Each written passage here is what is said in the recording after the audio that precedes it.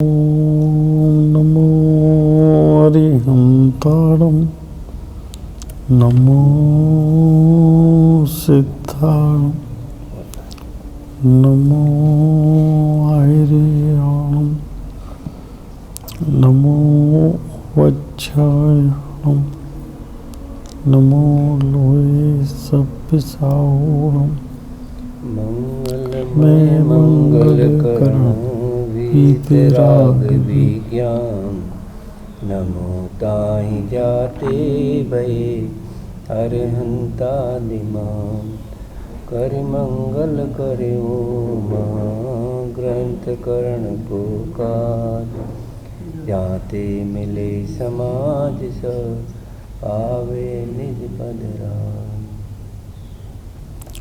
संयोजिनं वीरम् अनन्तवर्णान् दर्शनसावम् ओच्छामिनियं सारं केवली सुत केवली फलिदम् तीन भुवन में सा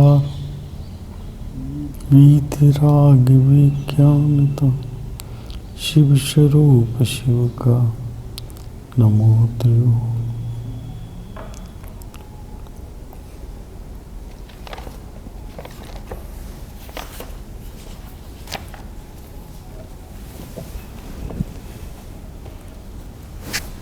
भैया सुधीर जी और अपने सचिन जी का जो बच्चे हैं आपके, उनका कोर्स डिजाइन कर लो दिसंबर से पहले, दिसंबर के शुरू तक, ताकि फिर एक अभी अपनी मीटिंग करके सचिन जी आप लुहाड़िया जी सब बैठ के उसे डिजाइन कर लो। अगर इनकी कोई मदद चाहिए, विनोद जी की इनकी मदद ले लो। फिर दिसंबर में बीना जी सीमा जी आएंगे तो उनको बैठ के उसमें कोई चीज़ करना हो तो कर लेना। और अब बच्चों के धार्मिक एग्ज़ाम भी बहुत स्ट्रिक्टली कायदे से होने चाहिए और उनकी कापियाँ भी प्रॉपर जचनी चाहिए, चाहे गुरुदेव के प्रवचन वाली हो, प्रॉपर जचनी चाहिए। कोई जिम्मेदारी लेके ये कहेगा ये मैंने जांची है, चाहे सुधीर जी लें, लुहाड़िया जी लें, आप लें, सचिन जी लें, कोई ले, मैंने जांची है। क्योंकि बाहर के विद्वान को बुलाना पड़े अपने को तो उसको वो आप देखो ये आपके लिए काफ़ी जचनी चाहिए। क्योंकि कल मैंने अपने बच्चों से उनसे कहा है कि जिसके 60% से कम धार्मिक अंक होंगे वो डीपीएस नहीं जाएगा। ये मैं उनसे बहुत स्ट्रिक्टली कह रहा हूँ। हमें हमारी प्रायोरिटी धार्मिक संस्कार देना है। हम डीपीएस में पढ़ाने के लिए यहाँ बच्चे नहीं बुलाए हैं, लेकिन हमें दोनों जगह ठीक चाहिए। 9th के बच्चों की ये हालत है जो कभी मंगलायतन में नहीं हुआ। केवल 3 बच्चे एबव 70% है, 70 और एबव, और 3 बच्चे, एक तो 40 से भी कम है, 3 बच्चे 50 से कम है। क्या धार्मिक में? नहीं, अच्छा डीपीएस कभी नहीं हुआ ऐसा। यहाँ का धार्मिक का रिजल्ट मुझे मालूम नहीं है, लेकिन मेरा ख्याल है हमारे यहाँ प्रॉपर ना एग्ज़ाम हो रहे हैं, ना पेपर बन रहा है, ना कॉपी जच रही है। हम केवल उसे आईवाश कर रहे हैं। अपनी अपनी जिम्मेदारी लेनी चाहिए। जो जिम्मेदारी नहीं लगे वो जिम्मेदारी छोड़ दे पूरी तरह, कोई दिक्कत नहीं है, उसकी भी व्यवस्था हो जाएगी। लेकिन ये जिम्मेदारी कोई इतना बड़ा काम नहीं है संस्था का जिसकी जिम्मेदारी ना ली जा सके। बच्चों को हम एग्ज़ाम नहीं दिला सकें, उनके पेपर ना बना सकें, उनके स्वाध्याय ना करा सकें, उनकी क्लास ना ले सकें। मैंने सचिन जी को कहा है जो मेरी क्लास के अलावा जो जितनी भी, चाहे 5 बजे क्लास हो, चाहे किसी विद्वान की क्लास हो, बच्चा यदि क्लास से 1 मिनट लेट आता है, 1 मिनट, 5 मिनट पहले आ रहा है, 1 मिनट, उसको एब्सेंट मार्क कर दीजिए। और पहली एब्सेंट पे वार्निंग, दूसरी एब्सेंट पे डीपीएस और मंगलायतन से 3 दिन का निष्कासन, और तीसरी बार अपने गांव वापस। करके तो देखिए एक दो को, बिना भेदभाव के, बिना भेदभाव के। ये हमारा परिचित बच्चा है इसके लिए नहीं, बिना भेदभाव के। वार जब भी है तो बिना भेदभाव के करके तो देखिए।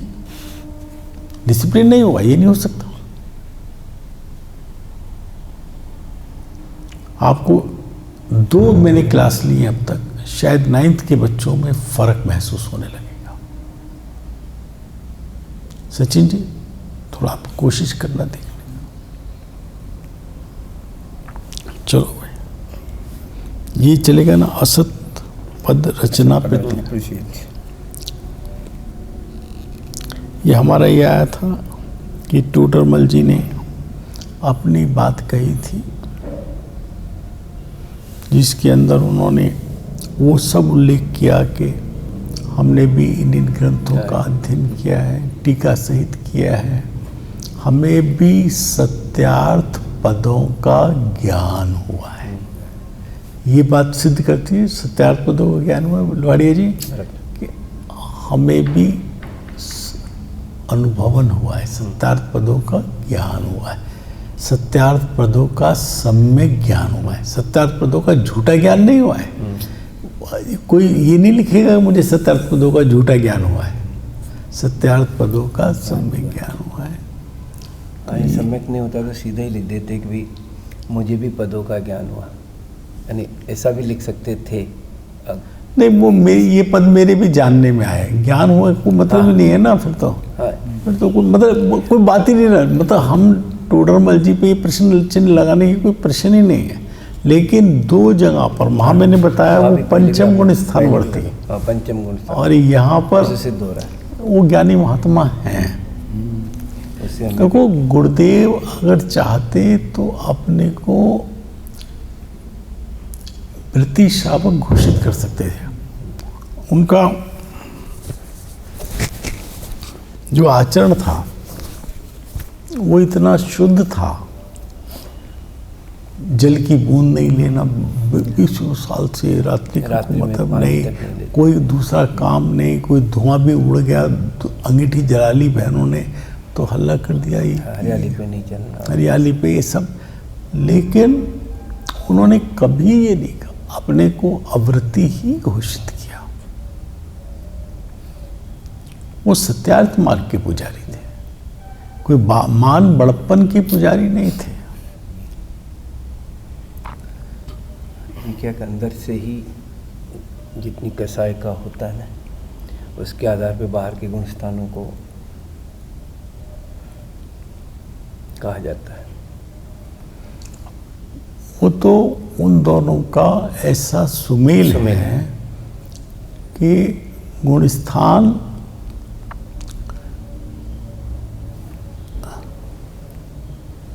वर्तमान स्थिति को बताते हैं।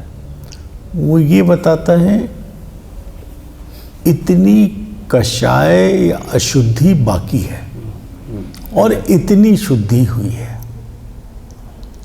1 चौकड़ी कषाय बाकी है, 2 चौकड़ी कषाय बाकी है, 3 चौकड़ी कषाय बाकी है। वो सब उसको गुण स्थान बता देते हैं।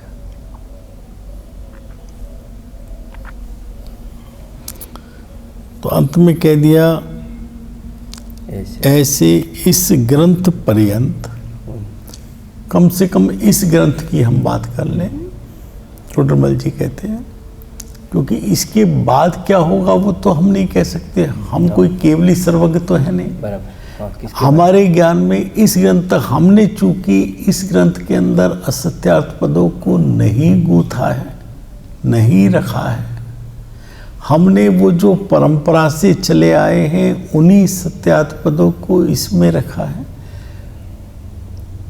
इसलिए इस ग्रंथ पर्यंत सत्यार्थ पदों की परंपरा प्रवर्तिती है। ठीक है, अब चलते हैं असत्य पद रचना प्रतिषेध। कि असत्य पद जो पदों की रचना है उसका निषेध किस तरह से है, किस तरह है। यहाँ कोई पूछता है, परंपरा तो हमने इस प्रकार जानी, हमने ये जाना कि इस तरह से परंपरा केवली भगवान, दिव्यधनी, गणधर परमात्मा, बड़े आचार्य, उनसे दूसरे आचार्य, उनसे शावक आदि मान ज्ञानी, उन सब से की परंपरा चल रही है, उनके द्वारा इस परंपरा से ग्रंथ लिखे गए, ये हमने बात जान ली, it is okay, no problem. परंतु इस परंपरा में सत्यार्थ पदों की ही रचना होती आई, असत्यार्थ पद नहीं मिले, ऐसी प्रतीति कैसे हो। कि भाई ये तो मान ली, परंपरा तो मान ली, लेकिन बीच में किसी ने असत्यार्थ पद मिला दिए हों और वो भी सत्यार्थ पद के राम पे चलने लगे हों। जैसे छिपक गाथा आते हमने इतना, जैसे रैणसार है ग्रंथ, कुंद कुंदाचार्य का चरणानी योग का ग्रंथ कहा जाता है। उसमें डॉक्टर देवेंद्र जी नीमच वाले, उन्होंने 32-33 गाथाएं छिपक गाथाएं मानी, और उनको पूरा करने के बाद आखिर में उन 32-33 गाथाओं को दोबारा दिया है। और वो इसलिए कि इनकी झलक उनसे नहीं मिलती। मैंने झलक शब्द जानबूझ के प्रयोग किया है कि उनका जो जिस तरह की रचना है कुंद कुंदाचार्य देव के गाथाओं की, श्लोकों की, उन रचनाओं में ये रचनाएं फिट नहीं बैठ रही है और विषय वस्तु जो चल रही है उससे अलग हटके बात करती है। इसलिए ये जैसे 111 गाथा को पंचास्ती कायकी को कहा जाता है, जहाँ पे कहा जो चले फिरे वो तरस और जो वो स्थावर, वो इस तरह दो इंद्री कुछ इस तरह की बात की ना उसके अंदर। और उसके यहाँ तक के जो आचार्य टीका कर रहे हैं, वो टीका करने वाले उस गाथा को हटा दे तो बड़ा गड़बड़ हो जाए, क्योंकि उनको जो मिला है उसकी टीका कर रहे हैं, एक बात। दूसरी बात, फिर क्रम भंग हो जाए, क्योंकि उस पर नंबर पड़ा हुआ, इस नंबर की गाथा, तो उन्होंने उसकी टीका नहीं की। गाड़ी ध्यान में ना, नहीं मेरे ख्याल में 111 नंबर की गाथा की टीकाकार आचार्य ने टीका ही नहीं की, अमृत चंद आचार्य देव ने टीका नहीं की, और वो गाथा सिद्धांत से बिल्कुल विरुद्ध है। आज चलता फिरता है, वो चलता फिरता तो वहाँ पे उसको शायद 2 इंद्री 3 इंद्री को किस तरह स्थावर और तरस का कुछ भेद किया इसी अपेक्षा जो आपको चलता फिरता बाधा ही आती कि ये पेड़ आदि तो चलते नहीं, इनकी तो 2 इंद्री आदि मानने का प्रसंग है। उसमें बहुत बाधा है उसके अंदर, उसे अगर आप पढ़ें तो मुझे एकदम, मैं पूरी बात नहीं कह सकता हूँ इस समय, पूरी बात इस समय नहीं कह सकता हूँ।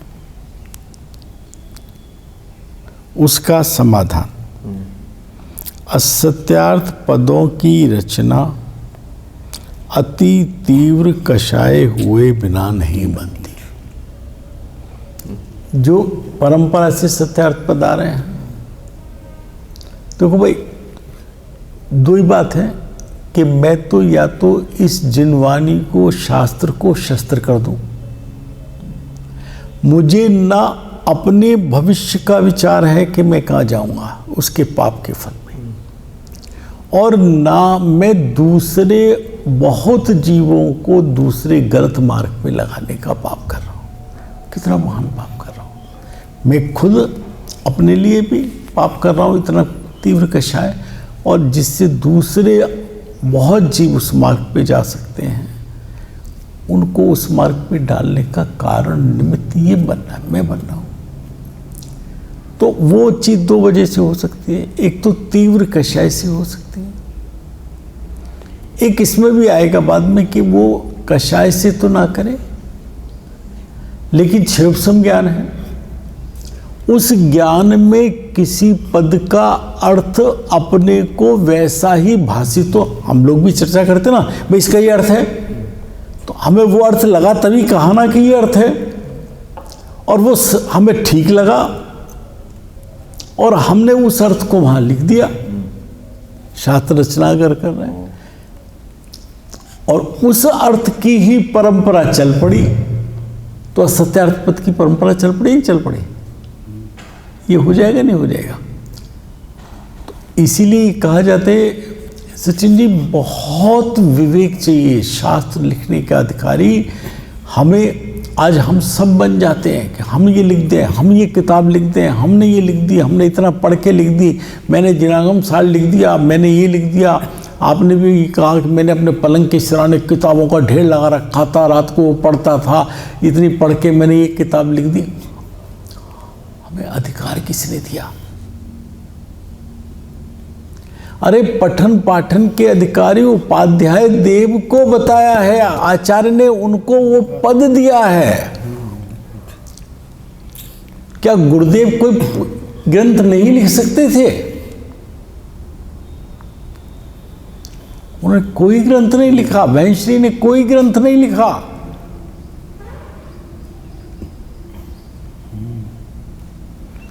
हमें अधिकार नहीं है वाडिया जी, क्योंकि हमारा ज्ञान कितना भी विकसित हुआ हो, वो क्षुप्सम ज्ञान इतना हीन है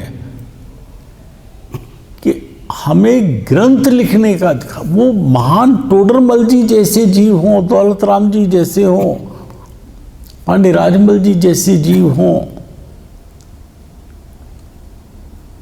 जिनको बहुत विवेक, और उस पर भी वो कहते हैं कि जिन आज्ञा भंग होने का भय बहुत है। 3 बार कह रहे हैं, पहले देखा वो लिखे। तो यहां कहते हैं तीव्र कषाय के बिना, पहला बिंदु लेते हैं, वो दूसरे वाला बिंदु बाद में आएगा कि तीव्र कषाय हुए बिना नहीं बनती, क्योंकि जिस असत्य रचना से परंपरा अनेक जीवों का महाबुरा हो,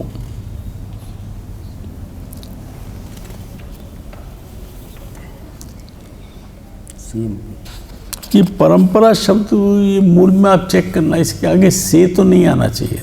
देखना आप अपने पास नोट कर लो सचिन जी, इस परंपरा के बाद से शब्द आना चाहिए क्या?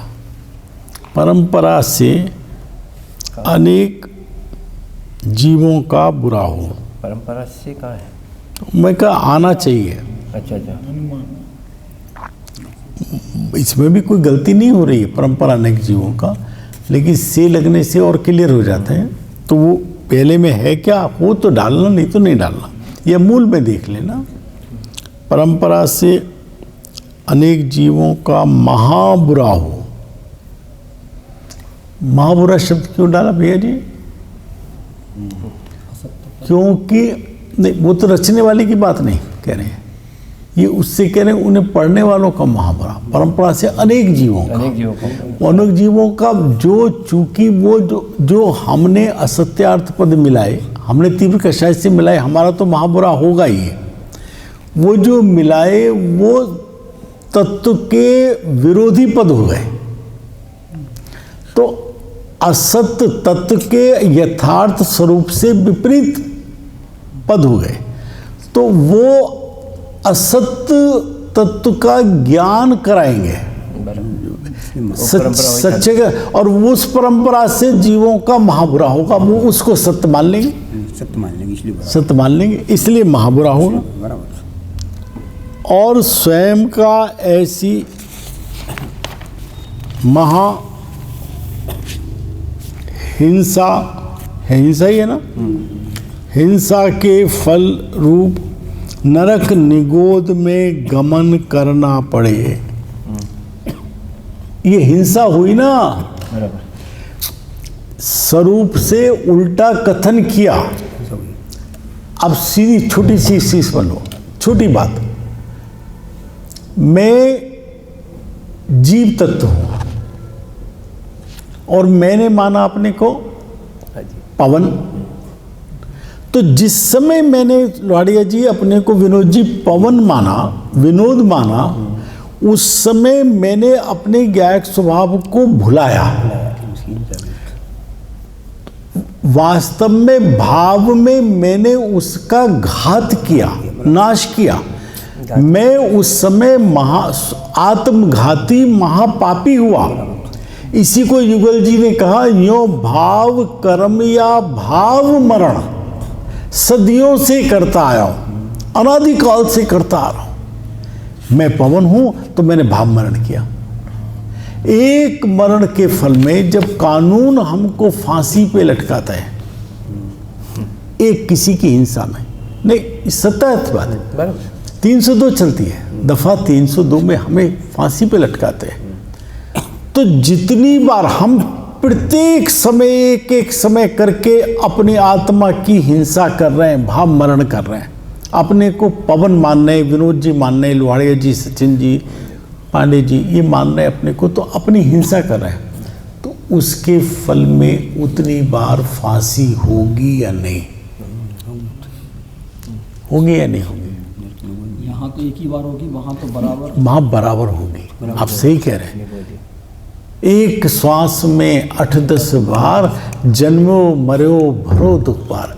इतना उस एक पाप की मैंने अपने को पवन माना, मैंने गायक स्वभाव को भूल के जड़ माना, चेतन को भूल के अपने को अचेतन माना, गायक को भूल के अपने को ज्ञान रहित माना, विपरीत स्वभावी माना, जड़ स्वभावी माना, अपने स्वभाव की हिंसा कर दी। उस हिंसा के फल में क्या मिलेगा? नरक और निगोद गमन करना पड़ेगा।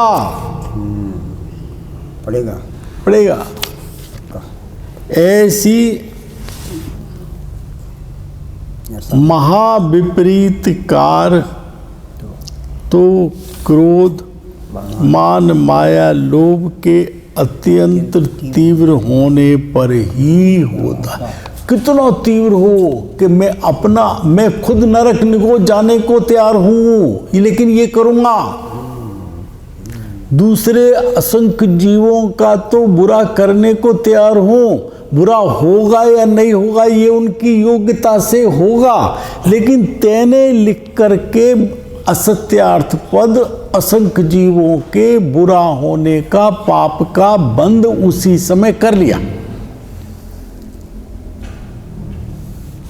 सुधीर जी, यदि ये जानते हुए कि ये मैं जो कथन है ये जिनवाणी का नहीं है, मैं उल्टा कथन अपने मन से कर रहा हूं, इसमें और उस लिखने में कोई अंतर नहीं आया, तो भी मैंने नरक निगोद के बंध के परिणाम मुझे हो गए। क्योंकि एक यहाँ को साहब यहाँ पे क्या फर्क पड़ रहा है, यहाँ तो 4, 5, 6, अरे ये 4, 6 से कह सकते हैं ना। ये इस बात को सत्य मानकर ये भी स्वाध्याय करा सकते हैं ना बाहर 100 लोग 500 लोगों में, तो असंख्य लोगों का, जीवों का इससे बुरा हो सकता है या नहीं हो सकता? तो एक वो परंपरा से एक बट में वो बीज, और बीज में एक बट, और बट में असंख्य बीज, और बीज में असंख्य बट, ये परंपरा जो चलेगी उसके फल उसी समय बंध गया है। एक श्वास में 8-10 बार जन्मो मरो भरो दुख बार, निकसी भूमि जल पावक भयो, पवन प्रत्येक बनस्पति थयो। ऐसा अनंत बार मुझे खूंदा गया, मैं पृथ्वी हो गया, मैं जल हो गया, मुझे बिलोया गया, मुझे गर्म किया गया, तप्त किया गया, मुझे काटा गया, रांधा गया, पकाया गया, कितने दुखों को उठाया है, कल्पना नहीं कर सकते। कहते हैं वो कौन सी मुनिराज, वादिराज, किसने कहा कि यदि पूर्व के भोगे, गुरुदेव बहुत कहते हैं, पूर्व के भोगे हुए दुखों का विचार आता है तो धा लगती है, जैसे घाव सा लगता है कि ऐसा मैंने ये उठाया। स्मरण करता हूँ। ये तो एक अच्छा है कि जो दुख उठाए हैं उसे जल्दी भूल जाता है, याद नहीं, वरना जी नहीं सके। लेकिन इसका मतलब नहीं उठाए हैं, माँ के गर्भ में नहीं रहा है, उल्टे मुंह वहां नहीं पड़ा रहा है, ये गिजगिजाते हुए कीड़े दिखते हैं, ये सब मैंने नहीं दुखों को भोगा है। तो वो फल, क्योंकि वो रचना का भाव आना मात्र, रचना होना ना होना अलग बात हो गई, उस रचना से दूसरे का बुरा हो जाएगा ये भाव, ये मैं इनको इस तरह बता दूं, अपनी बात से इनको सिद्ध कर दूं, किसी का क्या होगा वो होता रहे, मैं तो करके मानूंगा। वो बिना तीव्र क्रोध, मान, माया, लोभ, तीव्र का मतलब अनंतानुबंधी क्रोध, मान, माया, लोभ, अनंतानुबंधी का भी जो उच्चतम डिग्री उसके बिना नहीं हो सकती, और वो हुई है तो नरक निगोद का बंद होगा ही होगा।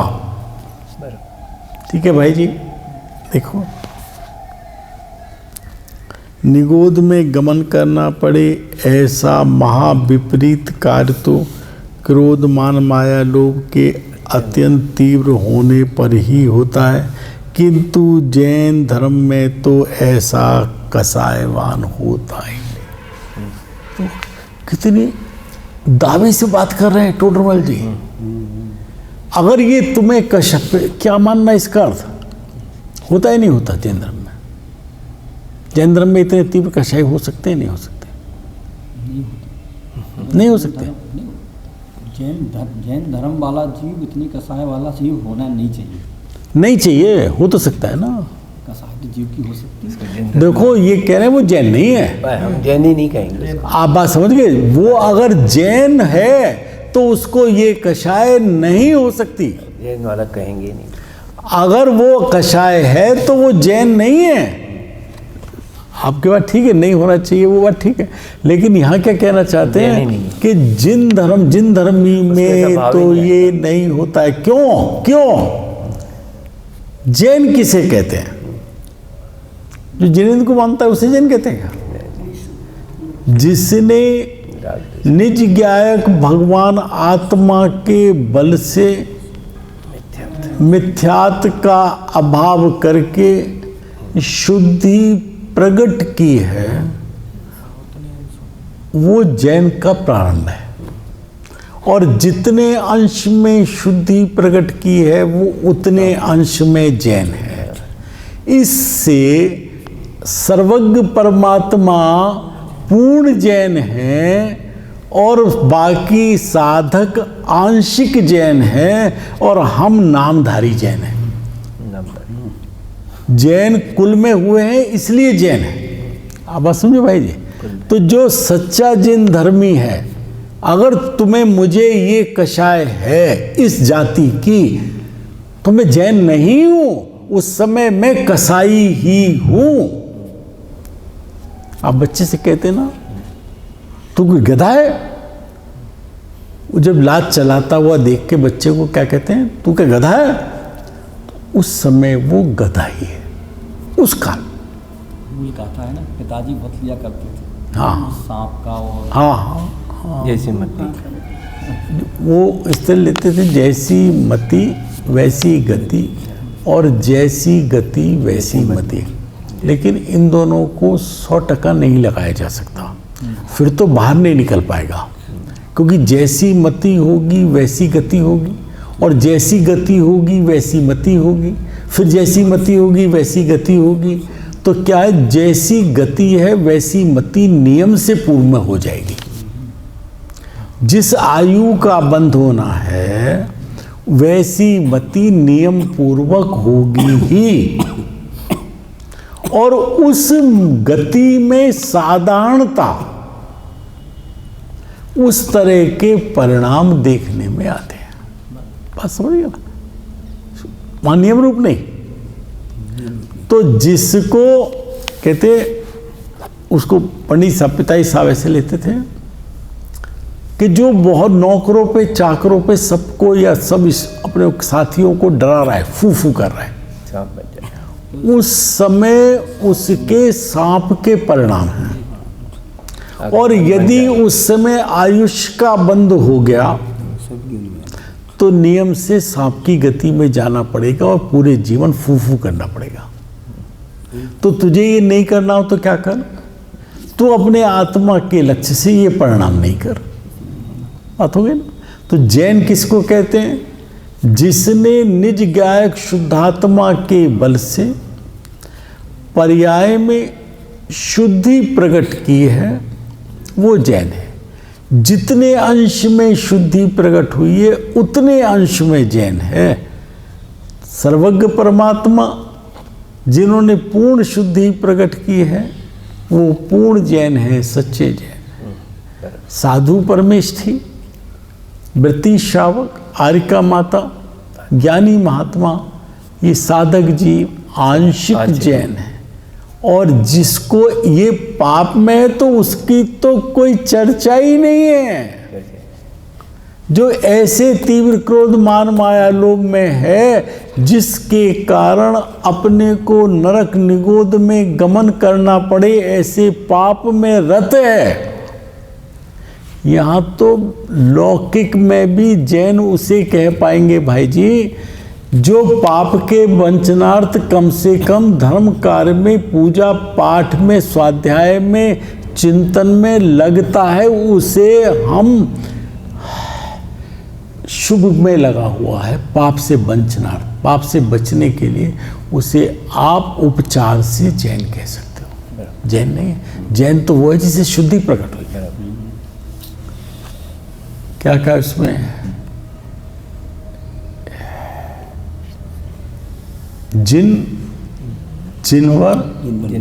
जिनवर वृषभ, किसमें का दृष्ट संग्रह। जिन किसे का? सम्यक दृष्टि को। और गणधर परमात्मा को कहा जिनवर, और तीर्थंकर देव को कहा जिनवर वृषभ। तो वो जिन हो गया, चौथे गुण स्थान वाला जिन हो गया। अमरचंद आचार्य कहते हैं से ही मुक्त है वे, मुक्ति हो गया है, हो गया। अब उन उसका किनारा आ गया।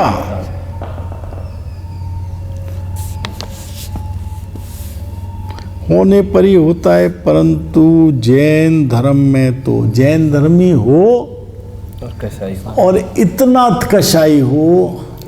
भाई कसाई तो 7वें 6ठे 7वें में भी रहेगी, 8वें 9वें 10वें तक भी रहेगी, 11वें में उपशम हो जाएगी, 12वें के अंदर खत्म हो जाएगी कषाय। लेकिन इस तरह की कषाय हो तो वो जिन धर्मी है ही नहीं। परंपरा पूरी बिगाड़ रहा हो, कषायवान होता नहीं है। प्रथम मूल उपदेश दाता तो तीर्थंकर केवली है। अब वो बता रहे हैं कि ऐसा मिलाने वाला नहीं है, ऐसा नहीं होता है, ऐसे नहीं मिलता, मिलता है तो पकड़ा जाता है, बता रहे। प्रथम मूल उपदेश दाता तो तीर्थंकर केवली हैं। वे तो सर्वथा मोह के नाश से, कब हुआ नाश भाई जी? 12वें में। उनको तो केवली होने से पहले मोह का नाश हो गया। मोह का नाश नहीं तो केवली नहीं होंगे। उनको तो पूर्व में पहले, अंतर्मुहूर्त पहले समस्त मोह का खत्म हो गया है, जड़ से क्षय हो गया है। वो जो एक क्षय की बात आई है ना, उसमें है जी 80 गाथा नहीं, मैं तो अभी आजकल 159वीं गाथा में शायद नियम सार में 6 नहीं 74 गाथा में समय सार में 6। तो वहाँ पे वो 6 करता है, 73 या 74 गाथा में, 72 नंबर की गाथा में भी है, ज्ञान से बंध का अभाव होता है, निरोध होता है। वहाँ तो निरोध शब्द है खाली। वहाँ पे 6 जो शब्द है, तो उसका गुरुदेव ने कहा, 2 बात आती हैं। एक तो वो अप्रतिहत पुरुषार्थ करता है, गिरने वाला नहीं है। 6 करके रहूंगा ये भावना करता है ना, और उसकी नियम से 6 होती है। तो ये वर्तमान में 6 नहीं है, इस बात को लेके भूल जा तू। उसने 6 की भावना से आगे बढ़ा है, और आगे से जो आगे बढ़ा है वो गिरने के लिए नहीं बढ़ा है। वो बात नहीं कह रहा हूं जो भैंसी ने कहा है, जुड़नी सम्यक, वो भी एक चीज है कि जो सम्यक्त हुआ वो जाकर बीच में गिरे नहीं, प्रतिपाती ना हो और छाइक में जाकर के मिल जाए, उसे जोड़नी सम्यक। प्रथम मूल उपदेशदाता, तो सबसे जो प्रथम मूल उपदेशदाता है, वो तो तीर्थंकर, जो उसे वक्ता में भी लिया है, वक्ता के स्वरूप में केवली है। वे तो सर्वथा मोह के नाश से, सर्वथा मोह के नाश से, सर्व 2 बार सर्व आया ना, सर्वथा और सर्व। सर्वथा और सर्व का क्या अंतर करेंगे भाई जी? भाई जी, विनोद जी, नहीं जी, नहीं जी, ऐसे नहीं जी, जबरदस्ती नहीं, जो शब्द आ गए रट गए उनको बोल देना है, ये नहीं होता। यहाँ पे अर्थ, एक तो सर्व कसायों का, कोई चाहे अनंतानुबंधी संजुलन हो, संजुलन कषाय हो, वो क्रोध हो, मान हो, माया हो, 9 कषाय हो, उन सर्व कषायों का, यानी किसी भी कषाय को, वो राग रूप हो या द्वेष रूप हो, उनमें से किसी भी, कितनी भी, जिससे तीर्थंकर प्रकृति का बंध हो, वो भी कषाय, उसको भी रखे बिना, तो वहां कहते सर्व कषाय। और उन सर्व कषाय को कितना नाश किया कि सर्व था, जड़ मूल से पूरी तरह, उसका अंकुर भी नहीं रहने दिया। आप अंतर समझ गए भाई साहब? सर्व था और सर्व,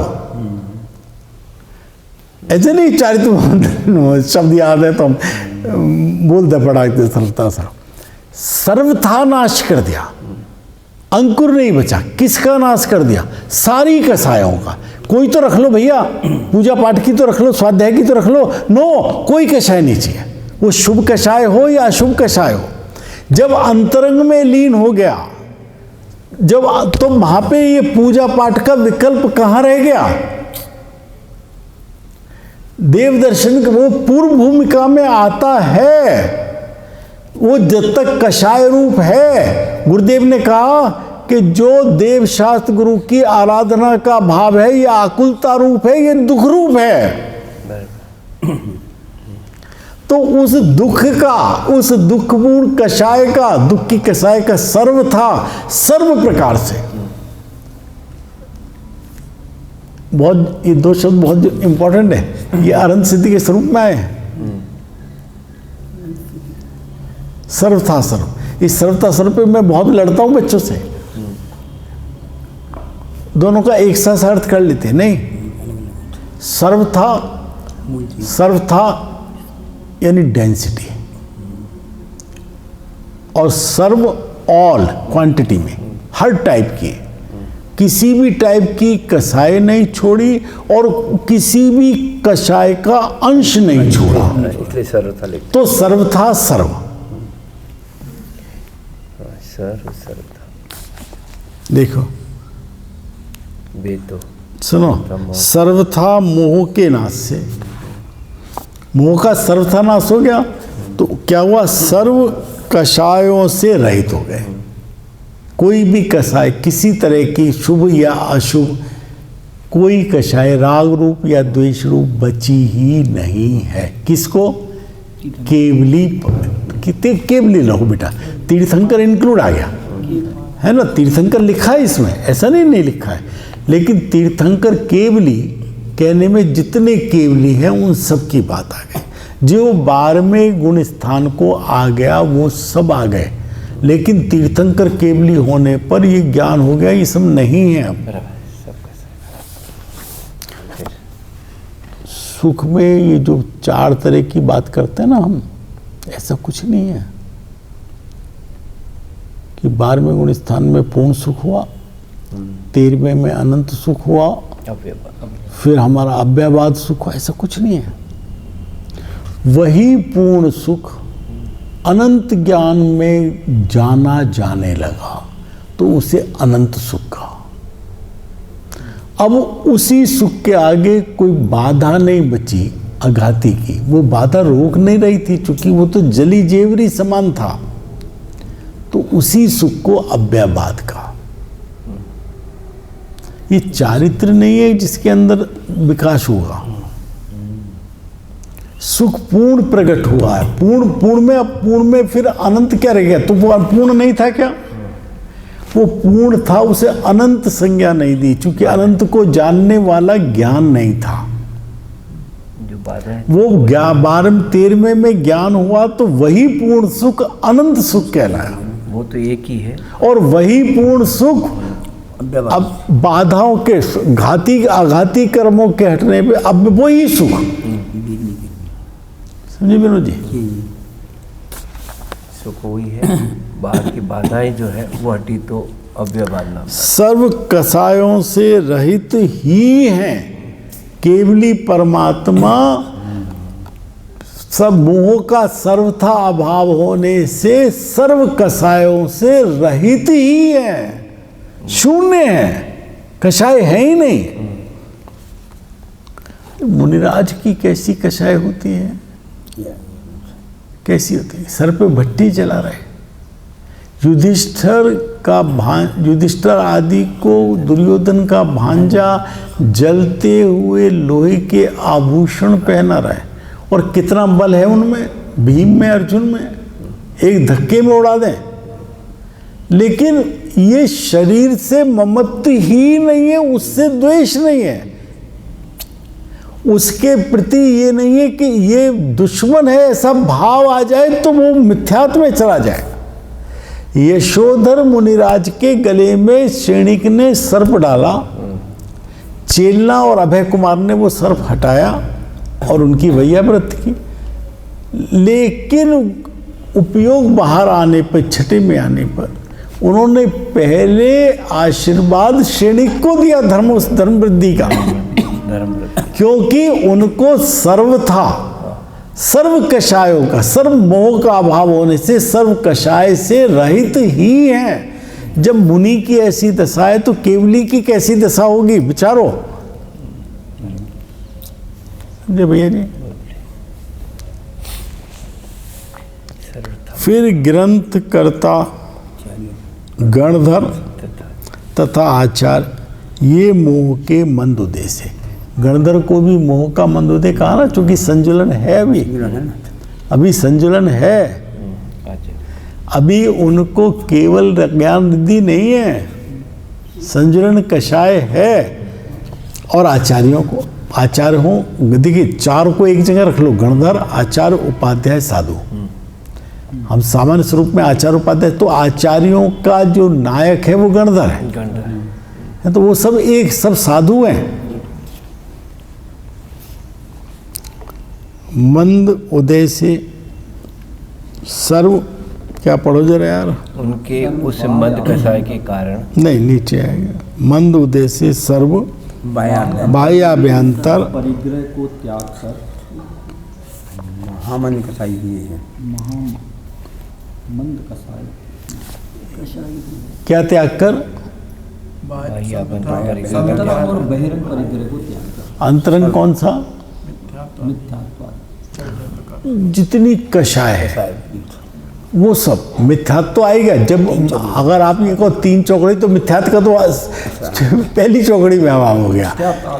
मिथ्यात्व आदि जितनी कषाय है, क्रोध मान माया लोभ, वो अंतरंग परिग्रह, अंतरंग से क्रोध आदि कषायों से नग्न और बाहर से वस्त्र आदि से नग्न, तिल तुष मात्र परिग्रह नहीं, वो परिग्रह रहित कहलाता है। अगर अंतरंग पर एक बार को बाह्य में परिग्रह देखने में आ जाए तो परिग्रह रहित तो हो सकता है सचिंद्र जी।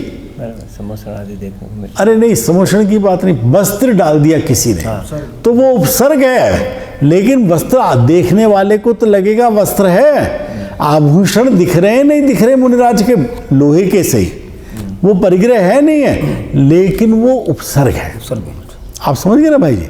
वो बाह्य परिग्रह देखने में आ जाए, ये मैंने शब्द कहा, देखने में। किसी ने बहुत अच्छा कंबल डाल दिया मुनिराज पे ठंड पे, ग्वाले ने दया करके करुणा बुद्धि से अग्नि जला दी, लेकिन उस अग्नि में और वस्त्र में ये बुद्धि आ जाए कि ये अच्छा है तो मिथ्यात्व में चला जाएगा। उपसर्ग मानकर आत्मा में लीन हो जाएगा।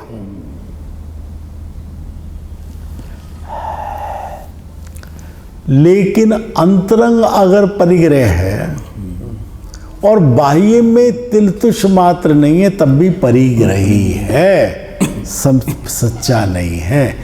बाह्य की तो बात ही छोड़ दो, बाह्य में तो उपसर्ग आदि के समय हो सकता है, वो परिग्रह तो वो जो आपने कहा ना भाई जी समोषण, वो बात ठीक है आपकी, लेकिन वो तो बाह्य वस्तु है। वो वस्तुएं तो त्रिकाल रहने वाली हैं, अपने काल में आती हैं, अपने काल में जाती हैं। उनका ना वो लाए हैं, ना वो उसे भेज रहे हैं, ना उनका उसके प्रति कोई राग है, ना उनका उसके प्रति कोई द्वेष है, इसलिए वो परिग्रह संज्ञा को नहीं है। परिग्रह संज्ञा को नहीं। मंदिर में भी तुम्हें फोन चलता है पंडित जी? बंद नहीं कर पाया है। क्यों नहीं कर पाए? लेके क्यों आए? मंदिर जा रहे हो तो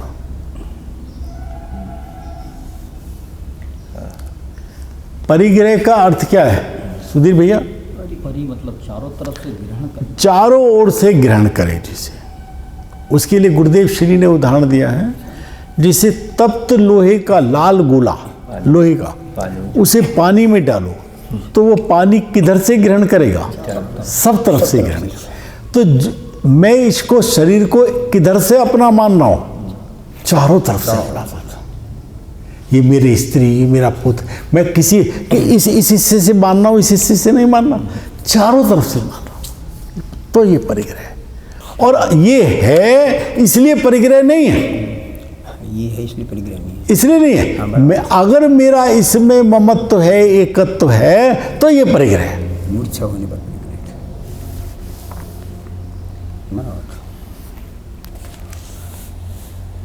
कहाँ था? महामंद कसाई हुए हैं। उनके उस मंद कषाय के कारण किंचित शुभ उपयोग ही की प्रवृत्ति पाए। बाकी किसकी पाई जाती है? पाप उपयोग की। यहाँ कह रहे हैं किंचित शुभ उपयोग की पाई जाती है, तो शुभ और अशुभ दो में कौन सी ज्यादा पाई जाती है? अरे अशुभ का तो अस्तित्व ही नहीं रहा है, वो सामान्य स्वरूप में कहा है ये बात, है ना। तो यहाँ कहते हैं वो तो उनका कार्य तो शुद्ध उपयोग में ही रहना है, मूल कार्य तो शुद्ध उपयोग में रहना है। किंचित किसी काल में छठे गुण स्थान में आने पर और राग का अंश, वो संजुलन कषाय वाले राग का किंचित अंश के उदय होने पर शुभ राग की प्रवृत्ति पाई जाती है, उतनी उसी स्तर की। इसलिए किंचित शब्द इसका ये अर्थ नहीं कर लेना कि शुभ राग की किंचित और बाकी वाली पाप राग की, पाप की पाई जाती है, वो तो है ही नहीं। और कुछ प्रयोजन ही नहीं है, केवली परमात्मा, गणधर और साधु महाराज को और कोई प्रयोजन नहीं है। टाइम हो गया भैया?